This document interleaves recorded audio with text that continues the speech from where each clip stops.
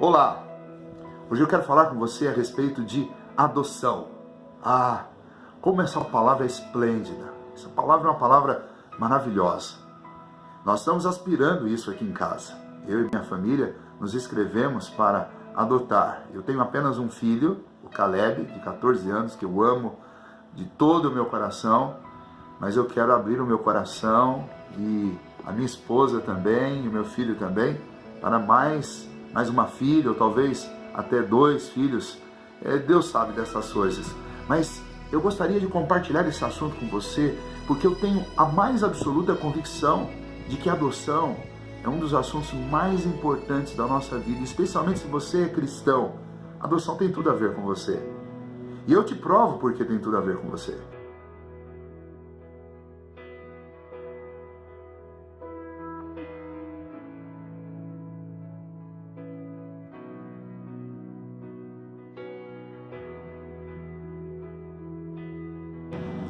Se você pegar a Bíblia de capa a capa, passando de Gênesis a Apocalipse, desde o ato criativo de Deus, suas leis, e finalmente a encarnação do verbo vivo de Deus, que é Jesus, a redenção que ele realizou morrendo em nosso lugar, sua ascensão ao céu, sua ressurreição e ascensão, e a vida que ele nos propõe através do ensino dos apóstolos, você vai encontrar a doutrina da adoção.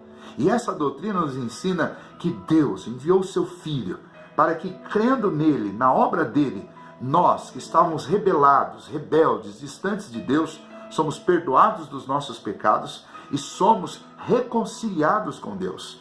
E nesse ato de reconciliação, por meio da obra de Cristo Jesus, nós somos justificados dos nossos pecados. Deus imputa sobre as nossas vidas a justiça do seu Filho, os méritos do seu Filho, e nós desfrutamos a partir daí de paz com Deus.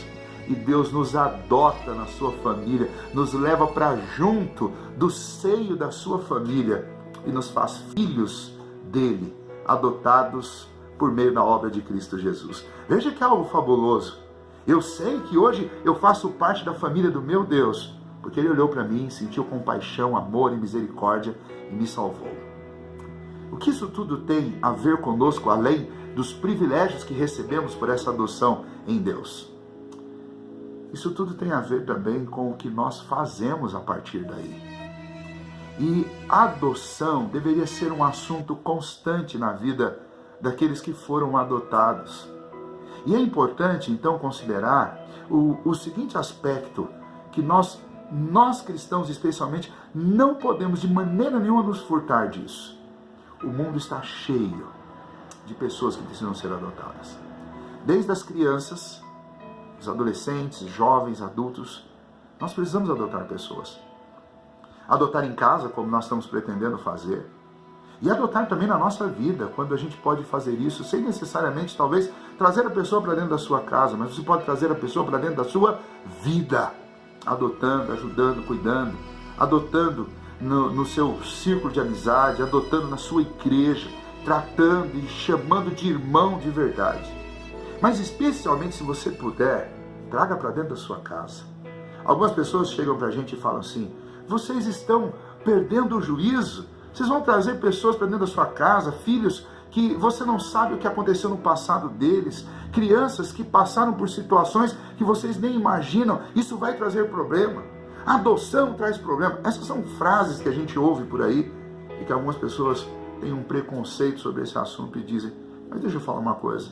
Quando Deus nos adotou, quando Deus escolheu você, quando Deus me escolheu, Ele estava escolhendo alguém santo, bonzinho, certinho, ou Ele estava escolhendo e trazendo para junto de si gente problemática, gente cheia de defeitos, cheia de dificuldades, que precisavam ser acolhidas, tratadas, edificadas, transformadas? Foi isso que Deus fez conosco. Como que a gente pode simplesmente se negar a fazer para os outros, alegando que as pessoas têm problemas? Você tem filho como eu, você sabe. Todos os nossos filhos, eles têm problemas, eles dão trabalhos. Existem filhos que são filhos biológicos que dão muito mais trabalho do que filhos que são filhos adotivos. Outra desculpa que às vezes as pessoas dão é a desculpa que eu não tenho condições, eu não vou poder fazer isso. Ora, pense bem na história dos seus avós. A maioria de nós temos avós que tiveram aqueles 9 filhos, 10 filhos. Ou, se você não pensar nos seus avós, pense nos seus bisavós. Eles tinham um pouquinho mais, 14 filhos, 15 filhos. Como que eles davam conta de fazer isso?